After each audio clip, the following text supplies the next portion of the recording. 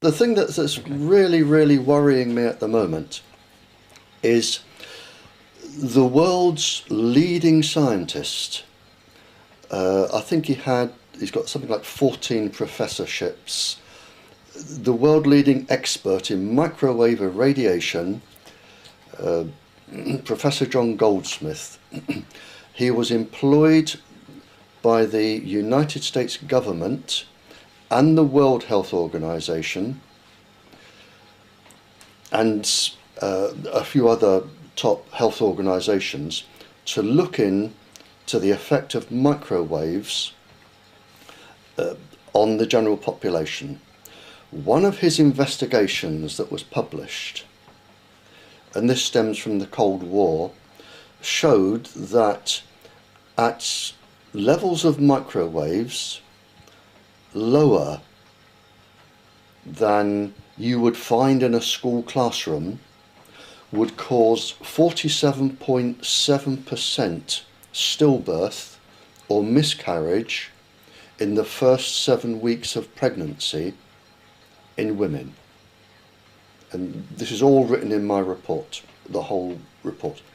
Now, subsequently, other universities doing their peer-reviewed research, published and peer-reviewed in scientific journals, they found that children, because of their electrical conductivity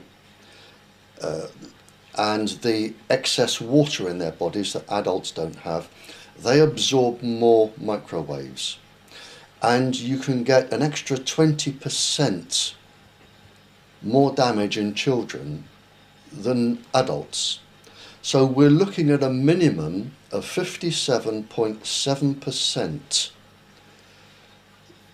miscarriage, stillbirth, or genetically damaged children from the irradiation of the ovarian eggs in school children sitting in front of Wi-Fi for 25 hours a week.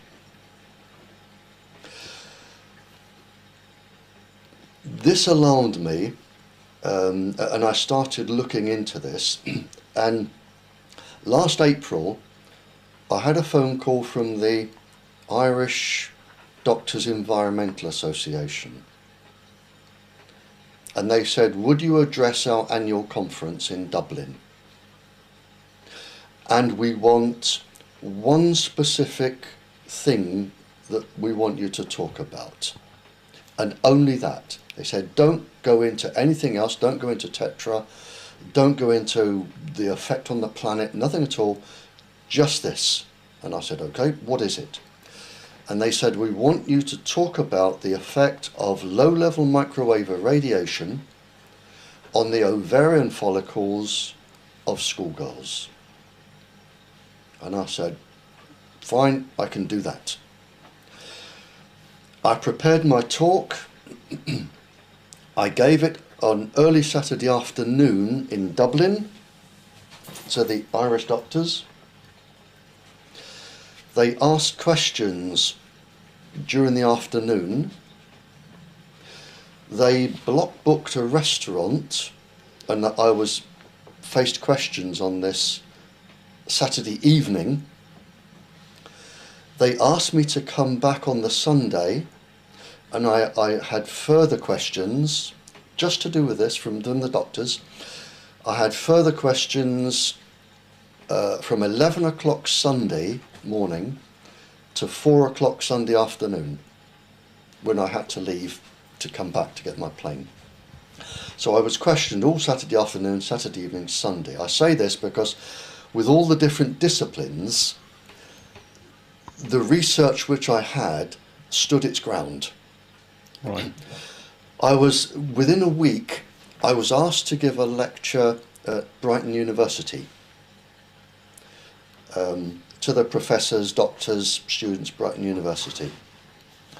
I decided to run the same lecture because I wanted another opinion. So I gave it to Brighton University, and I was heavily questioned there. And in fact, one of the doctors said, this actually complements my research. He said because in other mammalian species that don't have a 20-year generation gap that we have, he said in other mammalian species we're finding an over 60% miscarriage, stillbirth, genetically damaged problem in smaller mammalian species, you know, that reproduce every few years. I mean, it takes us 20 years for a generation, but with smaller generation gaps, he found it was over 60%, which falls right into my 57. And then following that, I was asked to talk to academics at a place called Tring, North London. There were some there from North London universities, some schools and other people, and I ran the same lecture again. And on all three occasions, in Tring, Brighton and the Irish doctors, they said, we must have this as a research report, and we want it referenced to the point where it is bomb-proof. And I said, okay. So when did I finish? April, May. I sat down in May to write the research report, which I sent you a copy. And it was published 1st of September here. But in it, I've shown that the government knew this before they put Wi-Fi into schools. They knew it was going to cause the birth defects which is going to cause in about 25 years' time. They knew that. They knew the power or the strength of the wave in the classroom was too high for school children. They knew that school children absorb more radiation than adults. So everything is known about this. So the government are deliberately causing harm to our children for no other reason than for somebody to make a lot of money and be in a position of power. No other reason. I sent a copy of my paper. I'll go back just one stage. I tried to contact my MP because I wanted to get this to the government and say, do you know the damage you're going to cause us in 25 to 35 years' time? It is going to put thalidomide into the shade. It's going to be much, much worse than thalidomide, much worse. My MP refuses to see me, Mel Stride. I spoke to his secretary, Dominic, and he hung up the phone on me. I wrote to the Parliamentary Ombudsman Service, and I have got a letter back here just today, and they said we cannot accept complaints concerning Parliament unless they come from your MP. And of course my MP won't see me. I wrote to the Prime Minister, number 10, and I've had a letter back saying that, and it's a very funny worded letter, the Prime Minister will be pleased for your request to see him concerning your report. I suspect the Prime Minister is being lied to. In my own gut feeling, I really believe the Prime Minister is being lied to. There are people in Parliament who are misleading the Prime Minister. And one of the questions I want to ask the Prime Minister, if I get to see him, if they honour their letter, one of the questions is, he is putting forward a very, very strong argument for us bombing Syria because they are using an illegal weapon on their children, namely gas. but it's an illegal weapon nevertheless. We are using a same stealth weapon on our children in this country. We are going to dwarf the casualties in Syria, dwarf them. A half of our children are going to be sick. The future of our children is going to be sick. In fact, over a half. And one of the things I want to say to the Prime Minister, if I get that far, is why shouldn't a superpower that has taken Wi-Fi out of its schools to protect the children, why shouldn't a superpower aim its missiles at England, use exactly the same words as the Prime Minister, saying, we are going to bomb your country because you are using a stealth weapon on children? There is absolutely no difference in that argument. Right. Barry, I know the passion in that argument, and I'm going to say I agree with it. Yeah. But just to ask a testing question. Go on, yeah.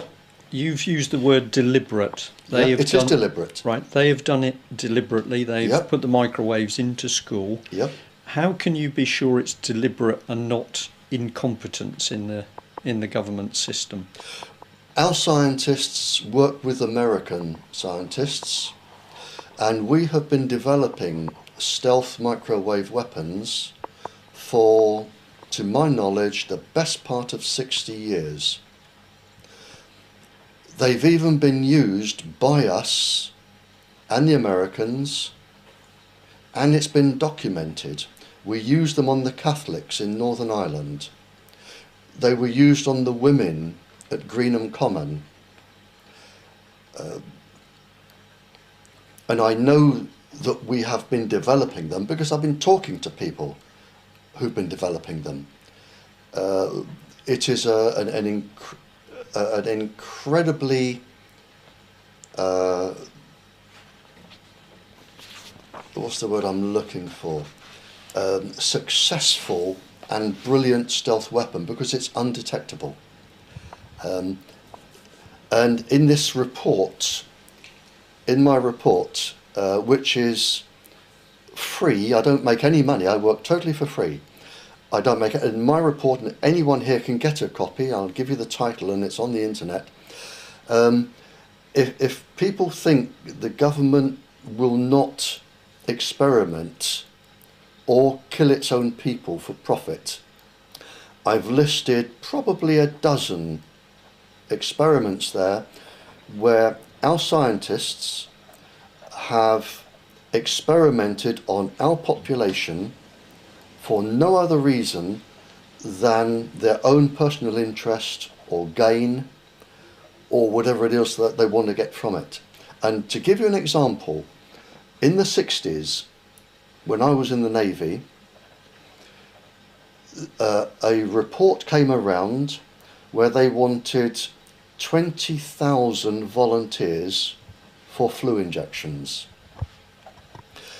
It was nothing to do with flu. It was the Ministry of Defence and Porton Down experimenting on all sorts of biological concoctions to see how they would affect young fit men. Military people and the police, hence Tetra, are brilliant for epidemiological studies because their health is monitored. You have their work timetable, their sleep programs, their food. They're brilliant. And they were prepared and did kill the best part of 20,000 loyal, innocent service personnel. And some of them, when you read the reports, they died the most miserable, painful death, almost like they had bubonic plague with boils and pain. And the few survivors, we have a process, you may be familiar with the term, it's called active denial.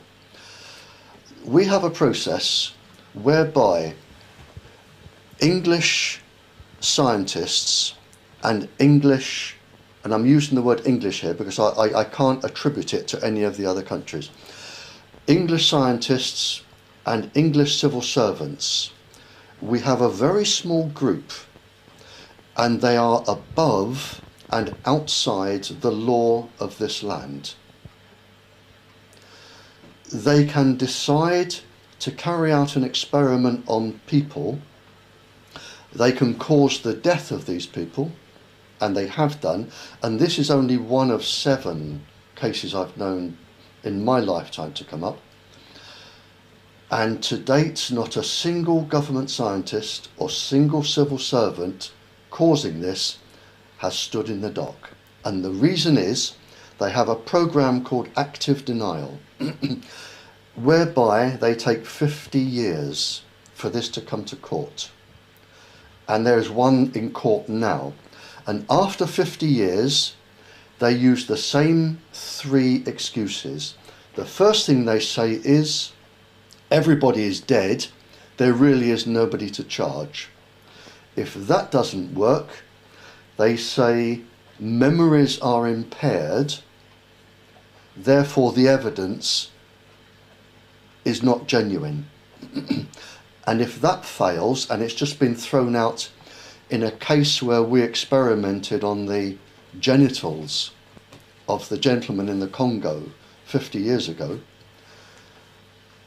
if the second one is thrown out, they come in and say, Official Secrets Act. None of our people will appear in the dock. And what this means is that there is a subgroup. There is a subgroup in this country of scientists and civil servants who are absolutely bomb-proof and outside the law. They have more protection than the Queen. They cannot be taken to court. And this is wrong. We shouldn't have people in this country who cannot be taken to court. And a good example now is tetra. There are people dying from the frequency of tetra now. Quite a lot of them. And of course you've produced another report recently on tetra, which has been designed for the Public and Commercial Services Union. Absolutely. Yeah. So we've got this, and I forgot your original question, and I apologise, but it was to do with, this is the problem. We have people in our government and our, well, I suppose they're all governments, we have them, and they answer to nobody. They answer to nobody, because they have this active denial delay process whereby they can cause death. And the same was with the 20,000 servicemen. And I remember the document coming round because I volunteered for it. Well, I can reinforce what you're talking about here, because in the time that I was serving, the DCI's Defence Council instruction documents would come round regularly, advertising for volunteers for these experiments at Portondown, and I've read about flu experiments, and of course they were enticing military personnel to do these experiments by very large pay cash bonuses. You got a cash bonus, you got a weekend in London, and I went to my officer and I said, look at this, sir, you know, a weekend in London. And he looked at me and he went, and he said, grow up, boy, grow up, and sent me away. Well, I can say that one gentleman said to me when I asked a question about it, he said, I wouldn't touch it with a barge pole because they're playing with some dangerous stuff. And I remember those words very clearly, which would have been back in the early 70s. But we have, and I know, and we're coming back to your original question, I know the government scientists also know the danger we are going to cause our school children. I know that they know. Right, so can I we'll just stick on this, because I think this is very, very important. Okay. Where you've told us that there's active denial, how they set up to deny it when something's going wrong. But and we're talking about groups of scientists and civil servants who are effectively a law to themselves in the establishment. Bringing Wi-Fi into schools, acknowledging the dangers that you say have been flagged up by the World Health Organization and yourself and other people. we're talking about ministers being given information. Does a person like Mr. Gove at the moment, does he actually know this information? Yeah, it goes higher than that. A lady bishop secured me a visit to see Nick Gibb, who was then the Minister for Schools. A doctor came with us because she was alarmed at the effect Wi-Fi was going to have on her schoolgirl, her daughter. So I was there with a reverend lady and a doctor, and it may have even been another doctor. I think there were two doctors. And I put the proof in front of Nick Gibb. I put it in front of him on the desk. I said, we are going to cause 57.7% birth defects in the children being born from these school children. And I put it in front of him. He looked me straight in the eye and he said, I won't read it. Now, that's it. What was your response to that? Well, there is no response to that. He said, I won't read it. And then the reverend lady said, well, can we write you a letter at the end of this? I'll send you a letter. And he said, yes. And she wrote him a letter. I got a copy of the reply, and I've got it here. I got a copy of the reply, and in his reply he said, there is no conclusive evidence that microwaves cause harm. And that is a lie. It is a direct lie. Could we assume that in the meantime, from the time that you actually went to see him in person to the time he produced that reply, he had gone and taken advice from somebody within the government scientific world? Whoever is advising the ministers, they're probably saying, there are activists all over the country, they're saying this, they're saying that. Our scientists say there is no conclusive evidence, and in fact I've had a letter today because in Plymouth they want to Wi-Fi the whole city as one big block Wi-Fi. I sent a copy of this paper to the area medical officer, the professor. I know he didn't read it because of the letter that I got back was quoting something that was in there and he hadn't read it. And he said there is no conclusive evidence. He said there is no conclusive evidence, you can look at it, it's on my desk there, no conclusive evidence that microwaves are dangerous. There are, to my knowledge, 14 epidemiological studies proving microwaves cause cancer and other illnesses, birth defects. There are 8 High Court cases proving it. There are 19 other legal judgments, magistrates, mayors. The industry themselves, in their own study, their own epidemiological study, they said this can cause cancer. There is a wealth of documentation. So he has been told a lie by the person he asked in government. There is somebody, and we're back to these people, there is somebody at the top who wants the whole country microwaved, is prepared in 20, 30 years' time to cause the ill effects that we're getting, and they are lying to the ministers. And I know the ministers are being lied to because I have the text. This has been brought up in Parliament twice, to my knowledge, and each time a minister has stood up and lied. And I know it's the same lie, so I know they're being fed a lie. Can I ask a question? Of course. Yeah. Why do you think it is, Barry, that whenever the policy seems to be, in the case of smoking and drinking and obesity, the policy seems to be for the precautionary principle that there's a possibility that this causes cancer, there's a possibility that you'll have a heart attack, therefore you may not smoke, you may not drink, you may not be obese. Why is it that they take that policy for those things and yet they seem to take the other policy for mobile phones and Wi-Fi and Tetra? There are two different reasons here. The first is just the phenomenal amount of money they're getting in every day. It is phenomenal.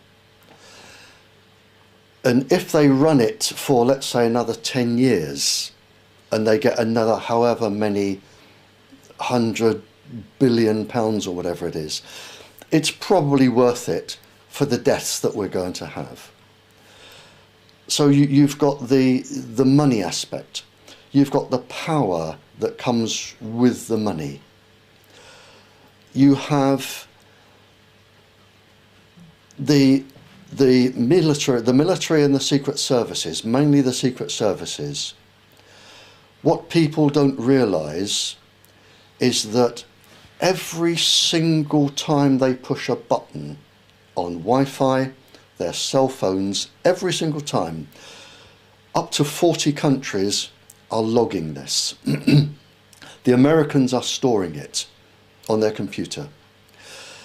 They can tell exactly where you are, what you're saying, where you're going, and our MI5 and our MI6, this is a dream to them.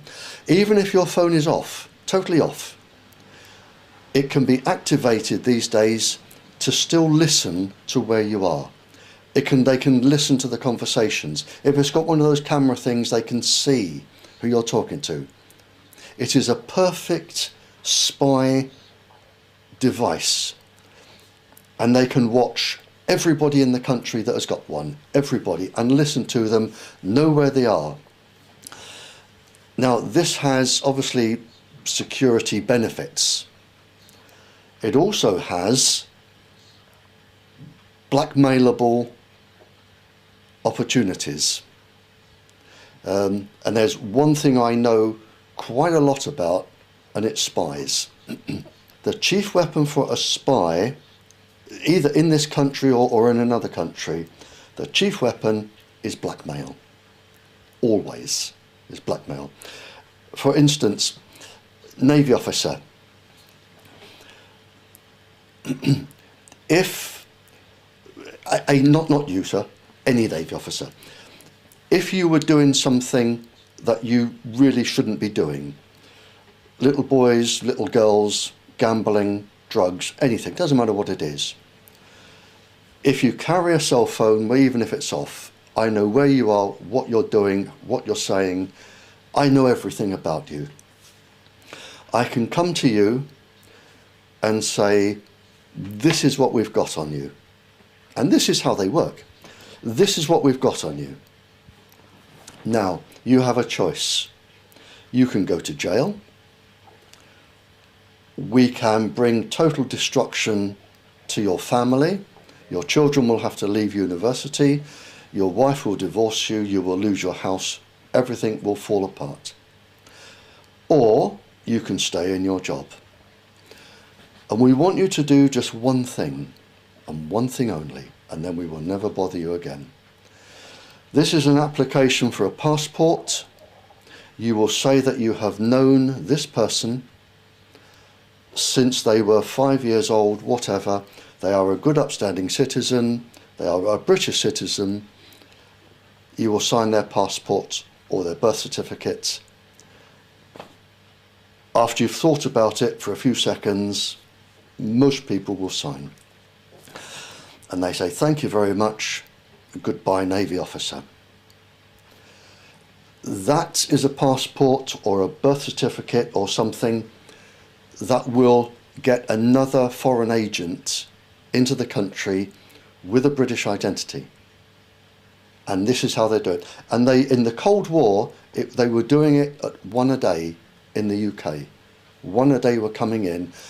They all had birth certificates, they all had passports, they all had job references. And it may be that when you leave the Navy and you get your own job, they will come back to you and say, you will employ this person. Right. So your main point on this is that it's, aside from the money coming in from the technology, the microwave Yep. technology that allows all this to happen, Mhm. it's the power that you are actually giving the state. Oh yeah. So the state doesn't care about the bodies, because if they can listen Yeah. and snoop on each individual, Yeah, it's absolutely. worth the deaths It's that worth result. the deaths. Yeah, I mean the benefits outweigh the risks. What they haven't realised, they haven't read their own papers. I don't think they realise that 57.7% of our children are going to have stillbirths or miscarriages or genetically damaged children. But that's 25 years down the line. If you think about it, prime ministers come and go sometimes every 4 years. Ministers can come and go in a couple of months. The people who are doing this are permanent. They have to be permanent. And they have to be incredibly well established, almost like an exclusive boys' club. They will be well established, they will all know each other, and all they have to do, because when prime ministers come and go, they need advice. The ministers need advice. And it is who these people go to for their advice, who they have a 50-year career in the civil service. They will be unbendable. And prime ministers, and the fact prime ministers come and go, it plays into their hands, because they're not there long enough to investigate them. You know, you come, you're incredibly busy for 4 years, you start a war or something, and you go. You don't have time to look into this. So it's just probably an exclusive boys' club there. Right. If we just come back onto the technical Okay, go on. matters, microwaves get used for different purposes. So we might have straightforward telephone communications, Yep. or we could satellite communications, Yep. or we've increasingly got people that want to communicate on the move. Yep. Is there any difference in the risks for various microwave transmissions? Take a cell phone mast, for example, which a lot of people have been very unhappy that they're springing up all over the place. If you had to categorise the risks, is there a spread of the dangers of the type of microwave radiation, or the way it's the aerial type, or the way it's focused? Or do you say all microwave is dangerous? Well, all microwaves are dangerous, but it's in fact an incredibly good question. All microwaves are dangerous, but there is, oddly enough, the less you receive, the more dangerous it is. That's a very interesting answer. Yeah. Can you explain that a bit Yep, more?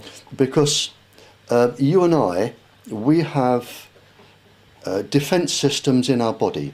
We have it's called protein 53, which is a cellular process that defends us against radiation.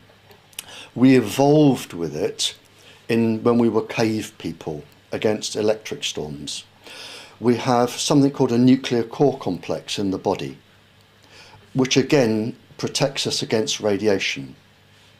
We have antioxidants in the body that will protect us from harm caused by radiation. So if you have a big waft of microwaves coming in, your body knows it's in trouble, it recognises the radiation. You have special cells in the side of your eye, glial cells in the side of the eye, which also detect radiation and can affect other parts of the body. So we have a defence mechanism. Children don't have this. And if you have a low level of radiation, even for adults, it comes in below the level that activates the body's defence mechanism. So it's like coming in under the radar. So the microwaves at low level, they come in, they build up very, very, very slowly, but with, like all methods of absorption with radiation, with all parts of the electromagnetic spectrum, doses are accumulative. It's like sunbathing on a cloudy day. You can still get burned, it just takes longer. Doses are accumulative, so it's like a slow-growing cancer. So by the time you realise you've got it, the damage is done and it's too late. So low level is more dangerous than high, for a start, and this is Wi-Fi in a classroom. The next thing is there is an order, because you have to be a certain multiple of the wavelength to absorb more, which is resonance, as you will understand, sir, being a Navy officer. So the most at risk is in fact the embryo, because it can absorb more radiation because it resonates more from the wavelength. Then you have infants, and then you have sort of children, then pregnant women, the elderly, the sick people, and finally healthy fit young men. There is an order. And if you look at the epidemiological studies, and they're published, you will always see, and our government have published this, and so has the Americans, so has the World Health Organization. When you look at the lists, it is always the embryo, infants, children, pregnant women, other women, you know. Right. The list always follows the same course. So we're talking in general terms about a very scientific subject. Yeah. Can you tell us about your qualifications to be talking on this subject? What is your experience and what are your qualifications? Yeah, and I'm glad you asked that. I trained from 1960 microwaves in the Royal Navy, and I studied all aspects of microwave technology. Radar, it was used as later on booby traps, because I was a diver and all divers do bomb disposal. Booby traps in mines. I studied harmful effects, because if you in the Navy, you don't just look at radar screens, you service the equipment, you study the dangers of getting yourself exposed. So I did all microwaves. I have a degree from Exeter University in physics. I studied nuclear and atomic physics for my final years, and for my dissertation I looked at the absorption of electromagnetic waves, and I looked at the very end of the microwave absorption spectrum into the infrared. I wanted to see that when you got to the end of the microwave frequency, would you still absorb it? And that was my dissertation. I have another degree, an honours degree, from the Council for National Academic Awards, where I studied thinking processes and environmental influences on thinking processes. I have my teaching diploma from the Home Office in human physiology. I taught down here. I taught advanced physics in the sixth form, just down the road here, Ashburton, South Devon College. Is it South Dartmoor College? I taught advanced physics, both theoretical and practical, there. I was commissioned by the Police Federation to write the Tetra report, and the subsequent union to write the other report. In fact, I technically, no one's actually ever left me alone. I've been in microwaves now since I first took my 3 library books out in 1959 to get past my first Navy exam. So I've really been in it since 1959, talking to scientists and travelling the world, talking about this. Since 1959, I haven't really let up. Okay. And you've already told us about those earlier seminars in Dublin when, of course, people were questioning you for many hours on the subjects and on your findings. So obviously, your responses were keeping those people fully engaged. Yeah. I've been questioned all over the world by government scientists, governments, royalty, right around the world.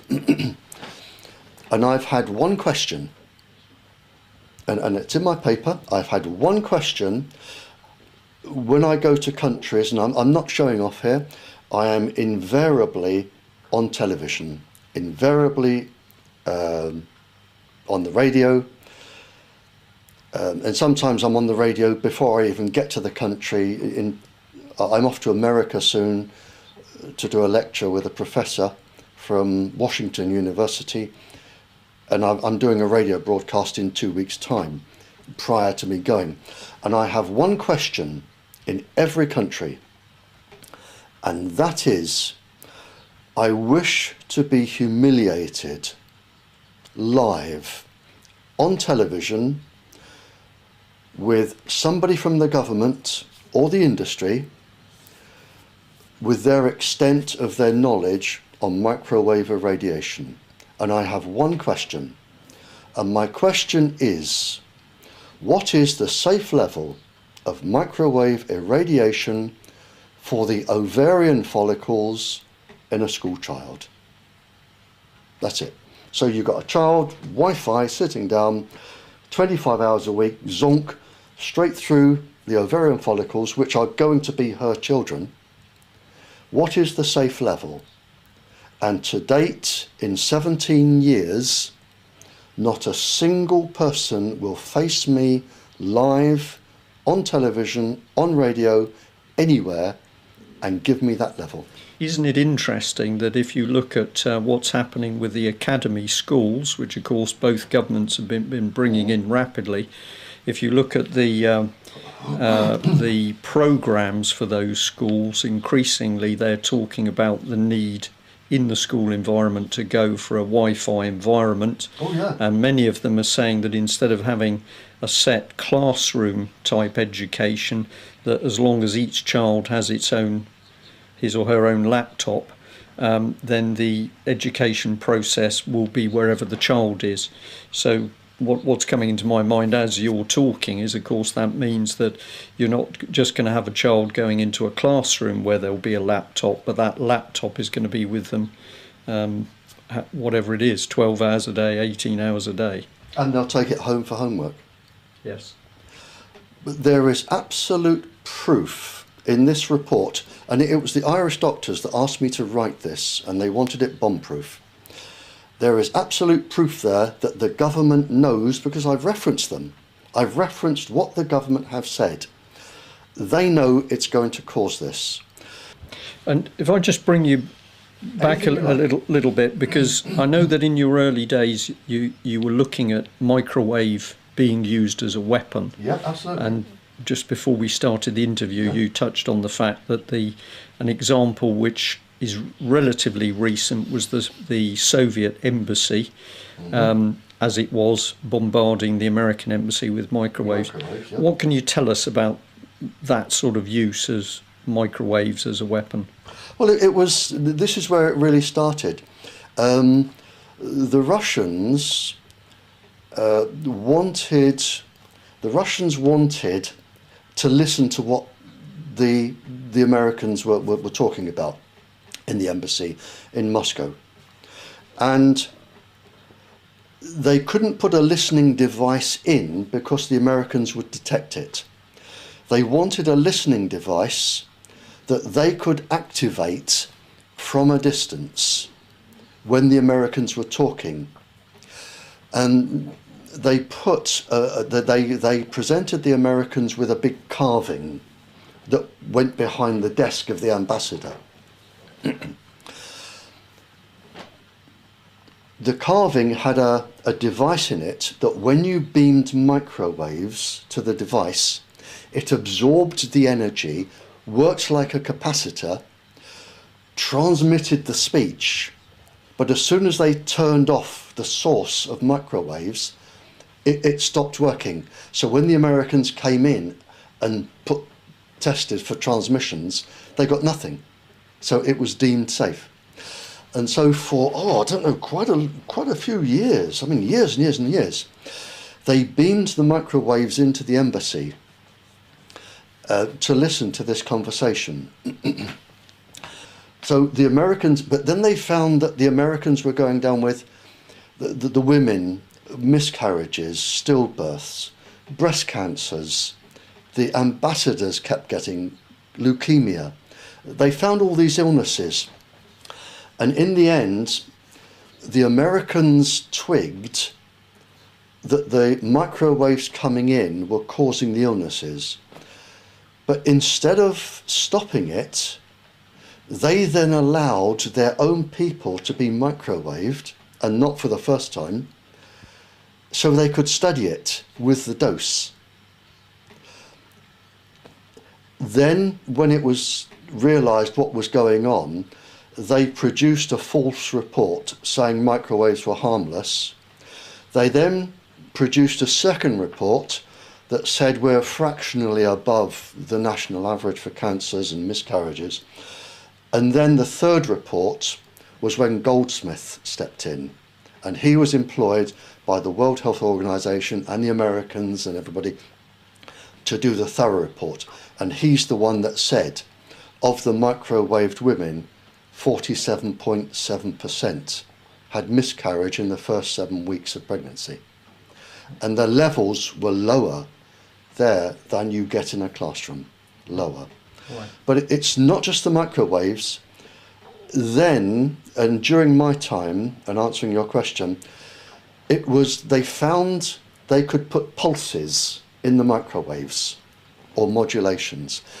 And the modulations could interfere with the natural brain waves, called entrainment. And they found that when you entrained a brain for causing aggression or whatever, when you entrained a brain, the effect could last up to 6 weeks. And we're talking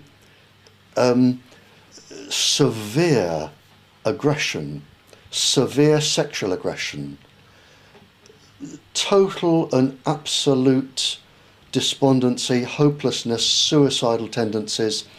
And if you get the right frequency, you can cause cancer. You can cause heart failure. Now, I have a list, and I'll happily give you a copy. I have a list of, from what I gathered from spies, and I didn't deliberately keep it, I just suddenly realised I had it one day when I was asked to do Tetra, because Tetra is using a known weapons frequency, which is what I put in my report. I said, you can't use this, it's a known weapons frequency, and it causes, among other things, aggression, but it can cause you not to work properly in a moment of crises. It causes confusion and sort of hopelessness. And you have pointed out incidents where police have acted in this unpredictable, aggressive way as a result of exposure to Absolutely. Tetra. And I'll give you a copy if you want it. When an officer was charged with murder, I wrote to the High Court judge, I wrote to the government, they wouldn't have nothing to do with it, wouldn't have anything to do with it. I wrote to the High Court judge and I said, I'm being blocked by the government. And I'll give you a copy of the letter, and I've said, this is the frequency, this is what it is known to cause. The officer was exceeded the safe level of this pulse frequency. He was entrained. And this should be used in the officer's defence. And I sent the letter to the judge. I had a letter back from his solicitor saying, would you please send us the documents? I sent the documents and the proof to the solicitor.